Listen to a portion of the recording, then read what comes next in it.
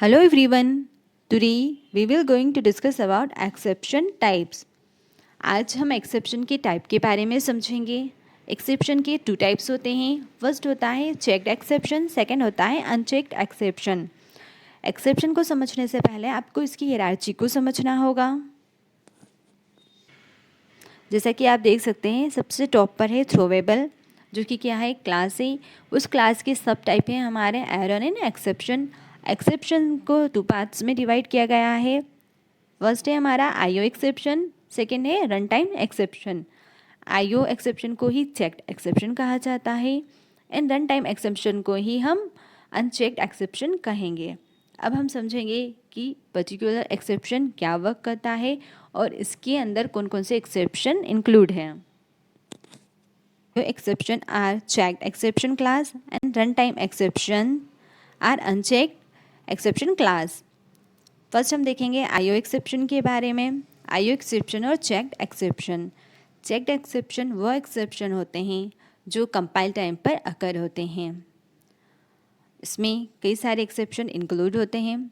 Exceptions that must be included in a method throws list if that method can generate one of these exceptions and does not handle it itself. These are called checked exception.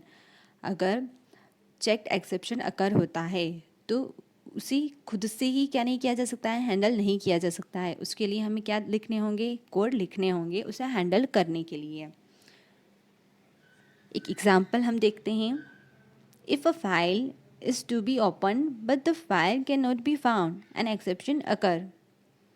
हमने किसी file के लिए request की है, like हमें एक file को open करना है. abc.txt नाम से हमारे पास में फाइल है, उसे हम ओपन करना चाहते हैं.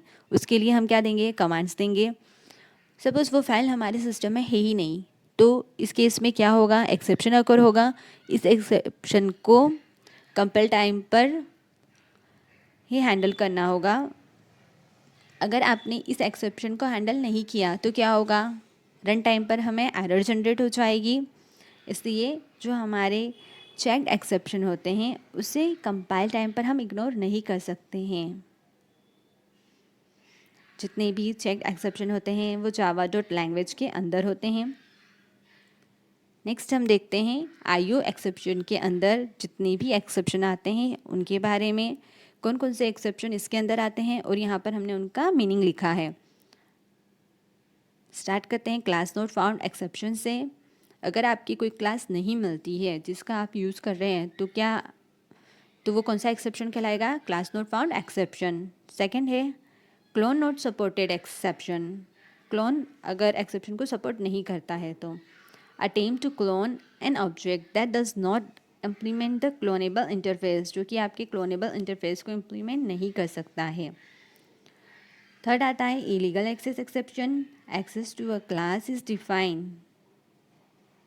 Fourth instantiation exception. Attempt to create an object of an abstract class और इंटरफेस. जब आप एब्स्ट्रैक्ट क्लास की क्या करने की ट्राई करते हैं, इंटरफेस जो आपके एब्स्ट्रैक्ट क्लास या इंटरफेस है, अगर आप उसका ऑब्जेक्ट क्रिएट करने की ट्राई करेंगे तो क्या होता है, इंस्टेंशिएशन एक्सेप्शन अकर होती है. फिर आता है एक्सेप्शन, इसका मतलब होता है मीनिंग.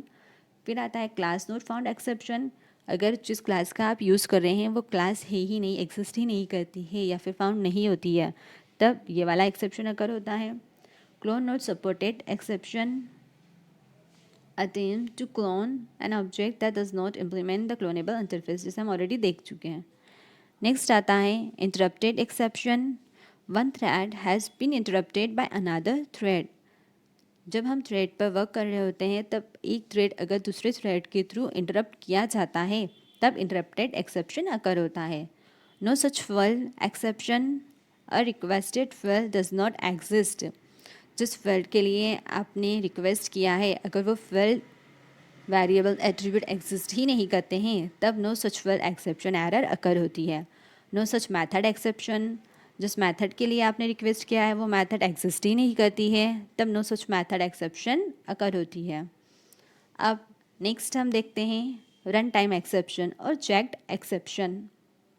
उससे पहले आपको एक चीज़ समझना ज़रूरी है चेक्ड एक्सेप्शन के बारे में. चेक्ड एक्सेप्शन कंपाइल टाइम पर अगर नहीं होते हैं बट कंपाइल टाइम पर चेक किए जाते हैं।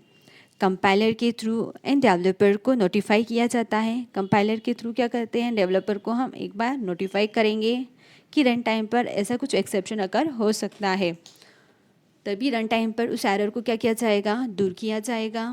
अगर कंपाइल टाइम पर उस एरर को चेक ही ना किया जाए, जैसे कि हमने एक एग्जांपल अभी देखा था फाइल नॉट फाउंड का, अगर हमें कंपाइल टाइम पर पता पड़ जाएगा कि ऐसे कोई एक्सेप्शन आने वाला है तो उसे रन टाइम पर दूर कर दिया जाएगा। इसलिए जो चेक्ड एक्सेप्शन होता है उसे कंपाइल टाइम पर चेक कर लिया जाता है। देन नेक्स्ट आता है हमारा रन टाइम एक्सेप्शन और चेक्ड एक्सेप्शन। नाम से ही पता पड़ रहा है, जो अनचेक्ड एक्सेप्शन होते हैं उसे रन टाइम पर चेक किया जाता है। Exceptions need not be included in any methods through list. इसे किसी भी मेथड की थ्रू लिस्ट में ऐड करने की या इंक्लूड करने की ज़रूरत नहीं होती है। This are called unchecked exception because the compiler does not check to see if a method handles or throw this exception। Checked exception को हम मेथड के साथ में इंक्लूड करते थे जिससे कंपाइल टाइम पर चेक करने की ज़रूरत होती थी, बट अनचेक्ड एक्सेप्शन को किसी भी मेथड के साथ में इंक्लूड करने की ज़रूरत नहीं है, नहीं उसे हमें थ्रो करवाने की ज़रूरत है। As opposed to checked exception, run time exceptions are ignore at the time of compilation. जो रन टाइम एक्सेप्शन होते हैं वो कंपाइल टाइम पर इग्नोर कर दिए जाते हैं, क्योंकि कंपाइलर कंपाइल टाइम पर उसे चेक कर ही नहीं रहा है, नहीं हम इसे किसी मेथड के साथ इंक्लूड कर रहे हैं, नहीं कोई थ्रो लिस्ट बना रहे हैं। तब जो हमारे रन टाइम या फिर चेक्ड एक्सेप्शन होते हैं उसे कंपाइलर के थ्रू कंपाइलेशन टाइम पर इग्नोर कर दिया जाता है। जावाज अनचेक्ड रन टाइम एक्सेप्शन सब क्लासेस। यहाँ पर आपको रन टाइम एक्सेप्शन की लिस्ट नज़र आ रही है कि उसके अंदर कौन कौन से एक्सेप्शन अकर हो सकते हैं। फर्स्ट होता है हमारा अरिथमेटिक एक्सेप्शन। इसका मीनिंग होता है arithmetic error such as divide by zero. Arithmetic exception तब अकर होते हैं जब किसी इंटीजर वैल्यू को या किसी वैल्यू को ज़ीरो से डिवाइड किया जाता है, लाइक 10 डिवाइड बाय ज़ीरो। तो यहाँ पर हमने क्या किया, 10 को 0 से डिवाइड करने की ट्राई की है। तो ये क्या है, एक रन टाइम एरर है, क्योंकि ये कब जनरेट होगी, जब यूज़र कोई वैल्यू इंटीजर वैल्यू एंटर करेगा। अब यूज़र ने एंटर कर दिया 10, जिसे वो 0 से डिवाइड कर रहा है, तो ये एरर क्या हुई, रन टाइम पर जनरेट हुई।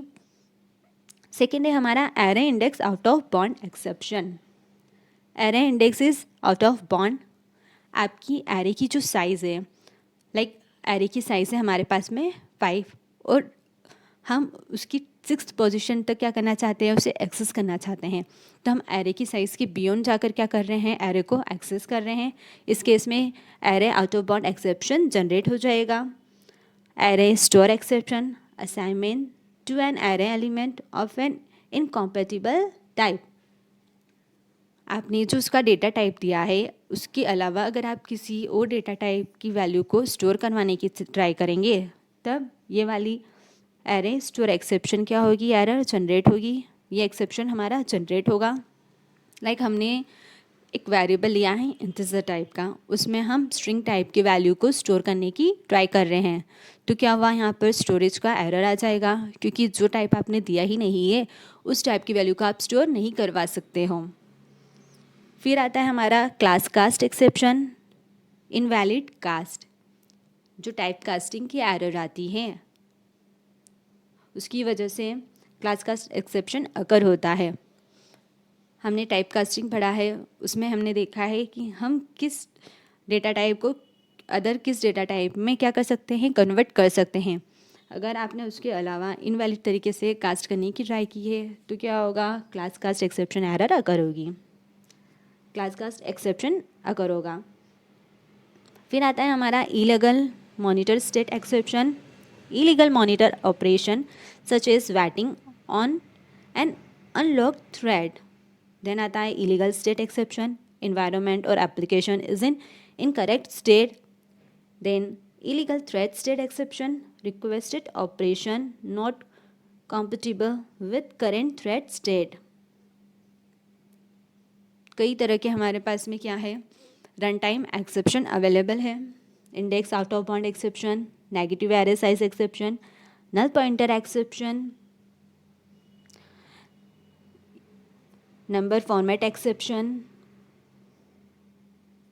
Security exception, string index out of bound, unsupported operation exception,